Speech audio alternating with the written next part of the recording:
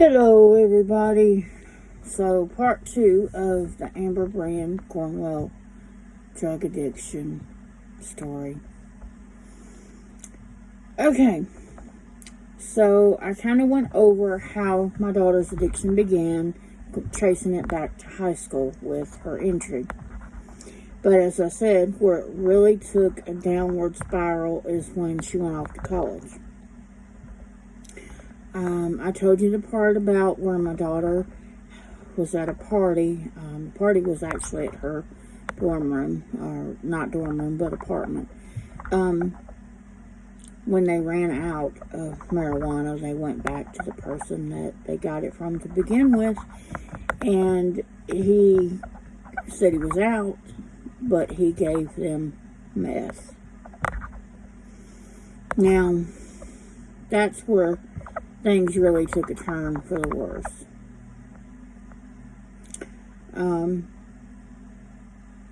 My daughter tried to go back to just smoking marijuana, but the draw of the feeling of getting high, she was drawn to methamphetamine at that point, and weed was no longer satisfying her craving, I guess you would say. Another thing happened, and I'm not going to go into a lot of details about this because she kept it private, but she was sexually assaulted by a young man she had brought back to her apartment, and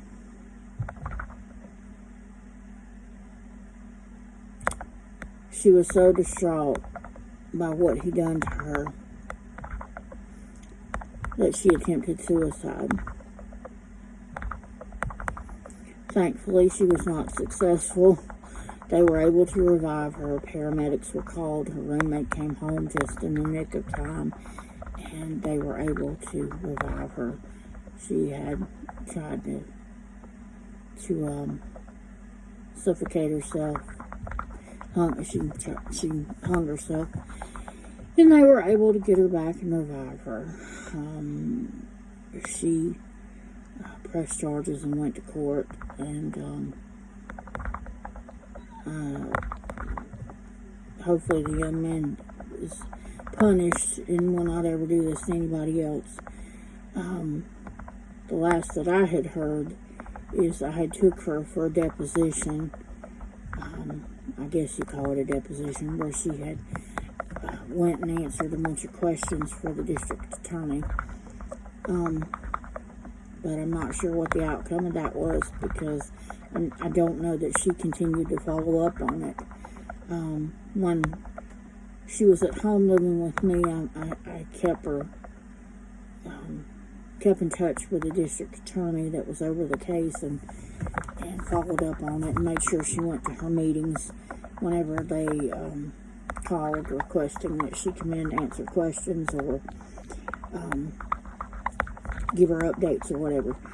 But once she left home and went back out on the streets, and she did this quite often, she would be home for a little while, and she'd be back on the streets, and then she'd be in rehab, and she'd go to jail, and then she'd be back on the streets.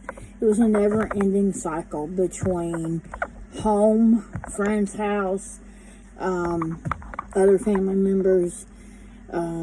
She would be on the streets, she would be in jail, she would be in rehab, and it was a never-ending cycle between those things. She initially called me from a mental hospital that she was in, from where she had overdosed, and that's when I found out about the drug addiction and how prominent it was in her life, except I really didn't have a clue. I don't think she did either at the time. At that time, she thought it was something she could simply just quit doing if she really wanted to.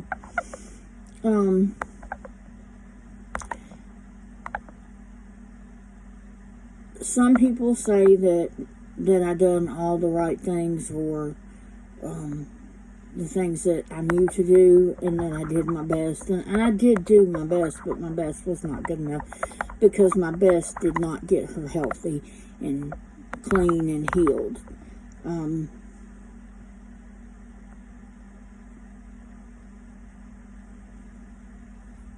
I know that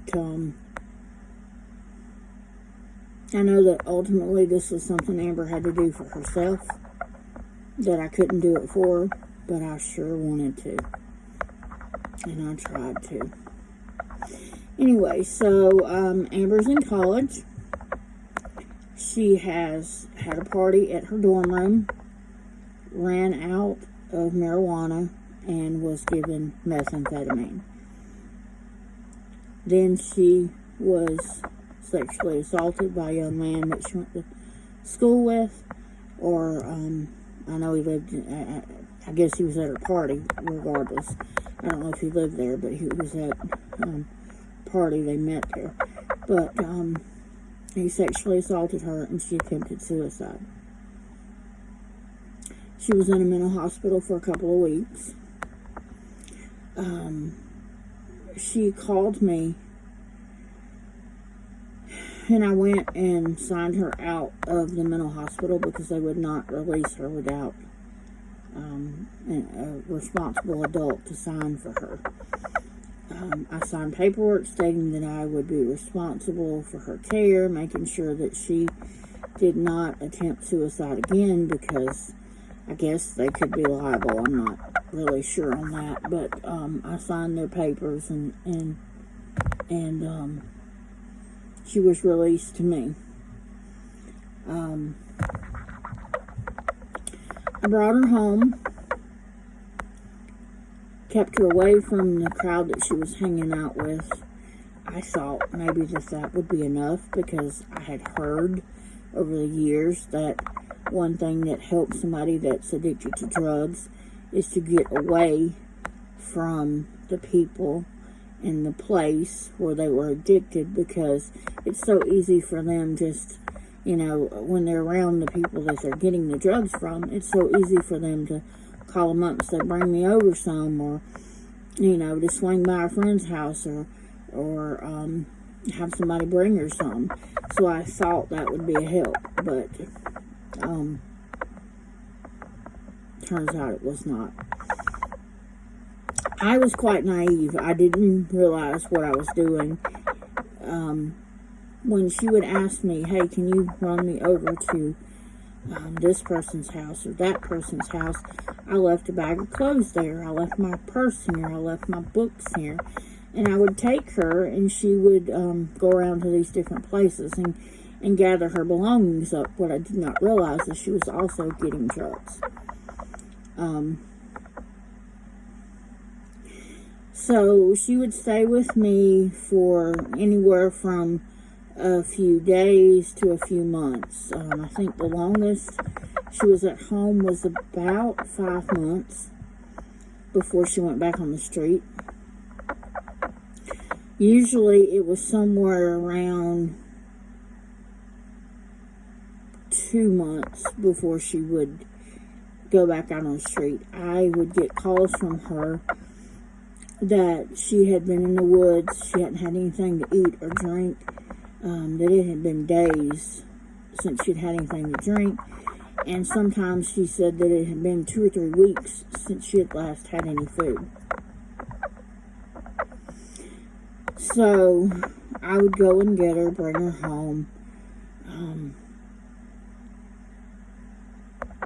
I would get her, obviously she would get fed and get something to drink. I would get her into some type of rehab program, outpatient or some inpatient, and she would go to her classes, and she would begin therapy, and she would make a turn around the corner where she was getting better, and I would start to see glimpses of a sober Amber.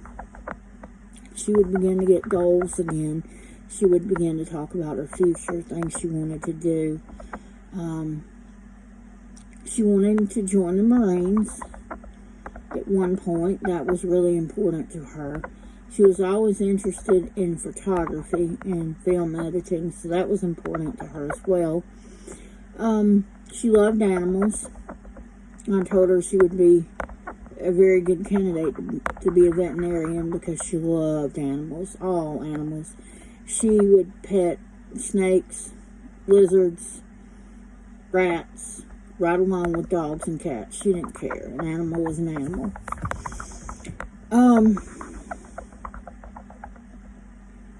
But I never could understand why somebody would choose. They would be living in the woods with other people. They would supply her drugs, and then when she hadn't had anything to eat or drink in days or weeks, she would call me. I would go and get her. She would come home. She would have a place to live, food to eat. I would give her rides anywhere she wanted to go. She would get back in touch with her brothers and sisters. I would take her to see them. She had everything she could ever want. I would talk to her about getting back in college, getting a job, etc. And we would head down that road of where it was time for her to start looking for a job. It was time for her to start. She was over the hump of getting clean because those were some rough days. In the beginning, she would sleep for anywhere from 24 to 48 hours straight, which worried me. I checked her pulse many, many times. I almost called 911 a few times because I wasn't sure if she was breathing, if she was alive. It scared me to death. Eventually, I came to accept that that's just the way it was, that when I went and got her, she was going to sleep for at least a day and a half, maybe 2 or 3 days. When she did wake up again, she was going to want to eat something, and she was going to pretty much immediately go back to sleep another 6 to 8 hours, wake up, eat, and go right back to sleep. And that lasted usually for about a week before her system kind of regulated itself out, before she could sleep at night and function during the day. But even then she didn't sleep much at night. She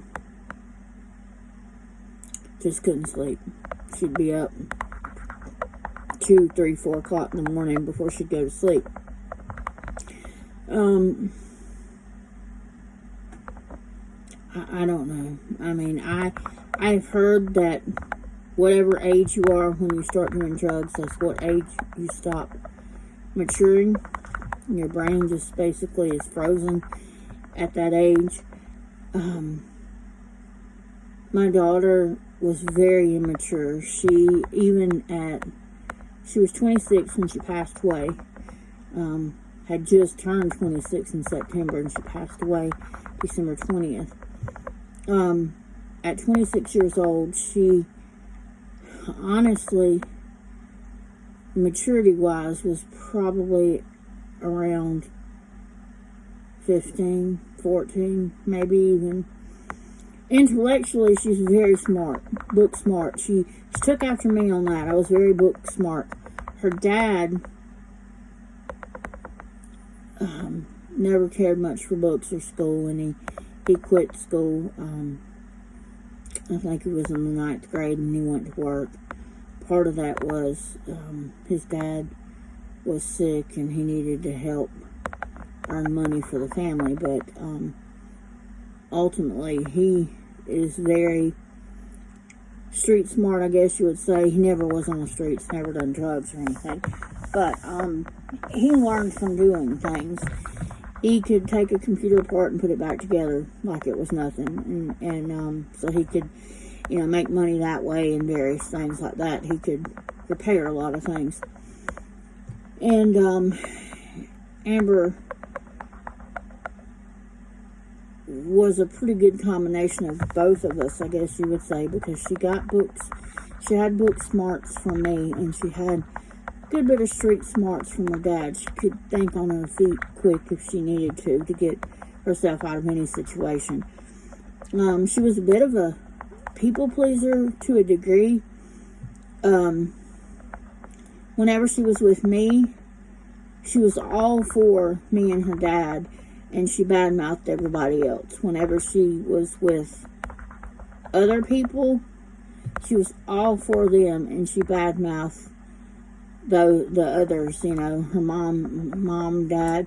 She badmouthed us, her sisters, brothers. I don't know so much about the brothers. I hadn't really heard anything, but when she lived with us, she would talk really bad about her sisters, and her older sister especially, the one that she was closest to. She would, I don't know, she was a survivor. She said what she needed to say to a degree to survive. And what I mean by that is not necessarily, I never wanted her to talk bad of anybody else. She just did what she thought people wanted to hear. I don't know. I just know that her stories were always changing to fit whatever situation she was in. If she was with me and her dad, she would badmouth the person that she had been living with before she came to stay with us. If she was with someone else, she would badmouth us to them. I don't know why she did those things. I have been told by her drug counselor that drugs altered her brain, and that the things that she said was the drugs talking, not her. And they told me that what I needed to go by was those times when she got sober, when she'd been clean for at least a week or so, and the drugs were sort of out. I mean, they're not out of your system fully for like a year, but at least she was clear-minded, and what she was saying was most accurate after drugs had been out of her system for a week or so. And I tried to have real serious conversations with her, but she took after her dad like this. She used humor as a way of getting out of answering serious questions. Her humor was a little dark, a little bit morbid, to a certain degree, and it got worse with the drug use. But she kept trying. She wanted to get clean. And in the beginning, it was for her family, her siblings, the people around her. She wanted to get clean because they wanted her to. But towards the end, this past year or so, I really truly believe she began to want to get clean for herself. She saw her friends getting married, having children, having careers, and she wanted that so badly for herself. She just didn't know how to get it. The drug had such a hold on her, and I will never understand.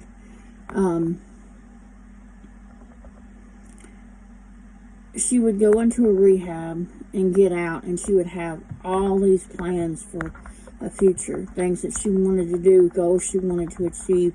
She would even have a plan mapped out of how she was going to do it. First, she was going to get her a job. Then she was going to save her money up, and she was going to go back to school, and she was going to get her own place to live. She was looking for rooms to rent up until the day she passed away. In her search history, she was looking for rooms to rent. She wanted to be out on her own. She was currently staying at a Motel 6 with a friend, well, really two friends. It was a gentleman she knew. It was his room, and her and another young man he was letting stay there, trying to give them a chance to get their life straight. My daughter was very suicidal. She often would threaten to commit suicide, which mostly was done in an attempt, from what I've been told, to get people to give her attention, but it was so much more than that. She didn't feel that she was loved. She didn't feel she was wanted. even when you told her how much you loved her and you were so glad to have her in your life, or to have her, at your house or whatever, she never felt like she was good enough. She never felt comfortable. She was always out of place, and she was always seeking to feel welcomed. And I honestly, to this day, I don't know how you make somebody feel loved when you've told them repeatedly that you love them so much, and you've given them everything, your time, your money, your energy. You've done everything imaginable for them. What I hope most from this video is that if you are on drugs,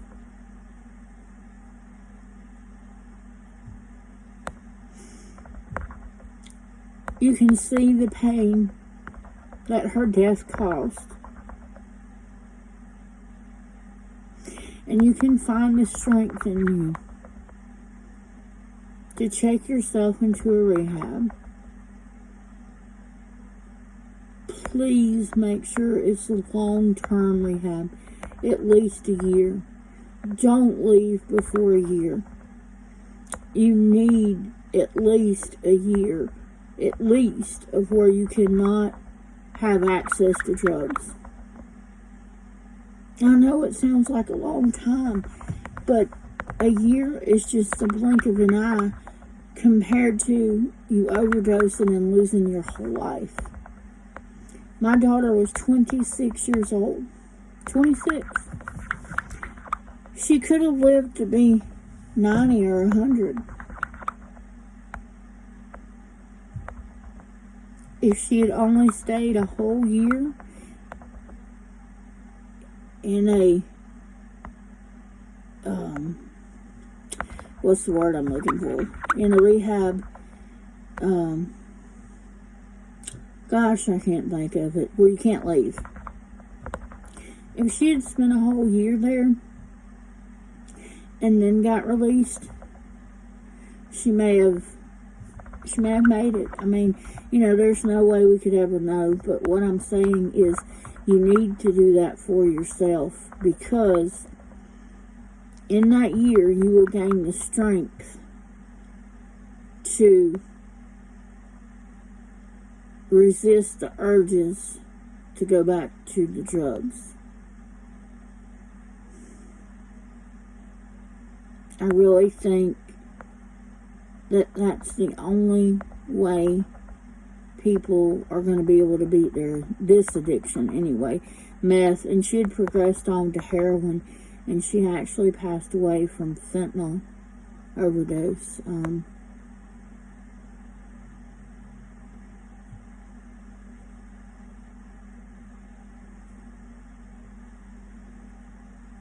My hope is that parents can see how it begins with prescription pain pills that progress, and a simple injury pain pill prescription for an opioid that turns into an addiction, and then when they can no longer get that drug, they look to the streets for other avenues of getting a high. And then when that high, they never get back to that original high, they start to look for something stronger and harder to get them back to that high again, and it just never happens, and it's a never-ending cycle, and they take a stronger drug, a higher dose, and they just keep trying and trying and trying to get that ultimate high again. It causes them to lose their family, their friends, their house, their job, everything, just wiped out.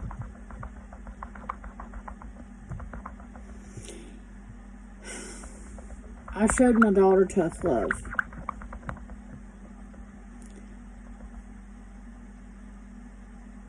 I was told to do this a lot sooner, and maybe I should have done it earlier on. But the hardest thing a parent can ever do is to tell their child, you can't come home.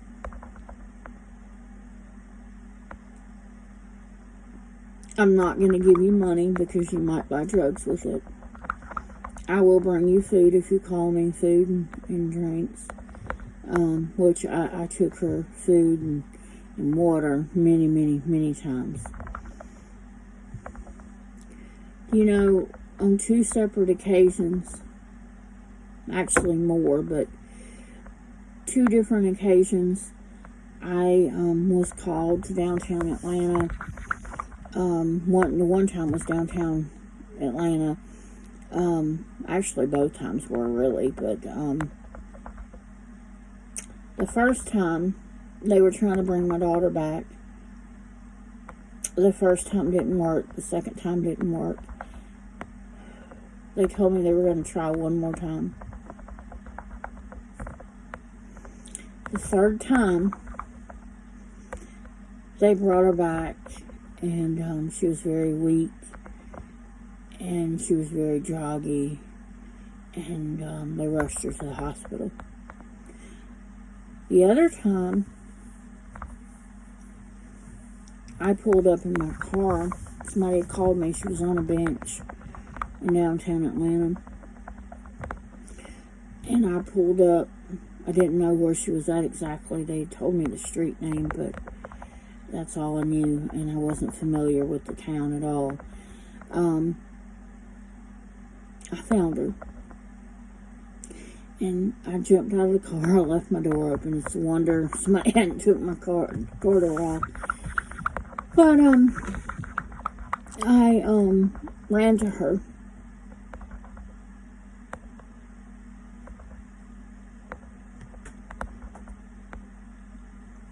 They were calling her time of death as I walked up.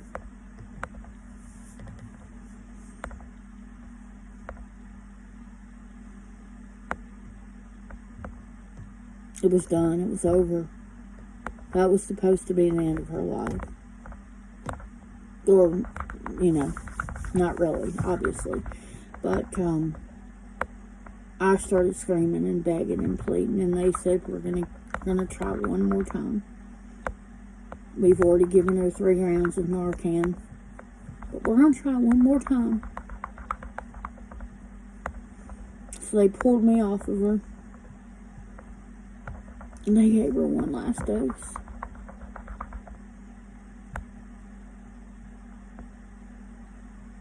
She sat straight up, and she said, "Hey, Ma, what are you doing here?"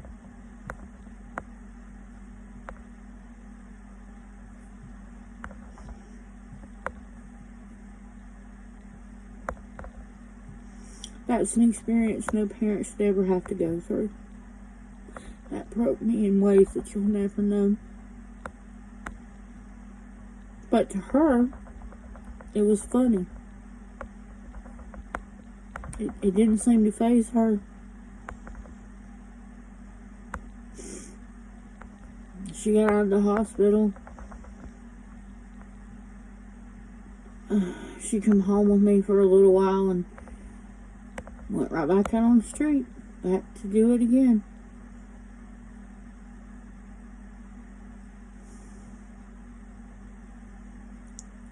All I'm saying is, if you are addicted to drugs, I beg you, please, please, somehow get yourself into a long-term inpatient, that's the word I was looking for earlier, long-term inpatient care facility. Stay there for a year. You're going to need that strength and those tools that you will gain in that year.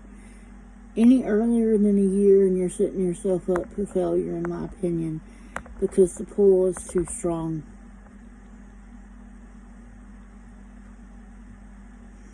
I'm begging you, do it for Amber.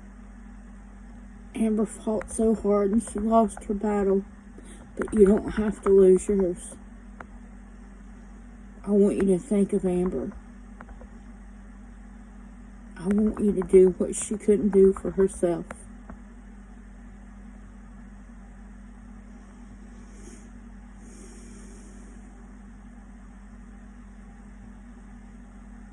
Thank you for watching, and I will be praying for you, each and every one of you, to get clean. Do it for yourself. Do it for Amber.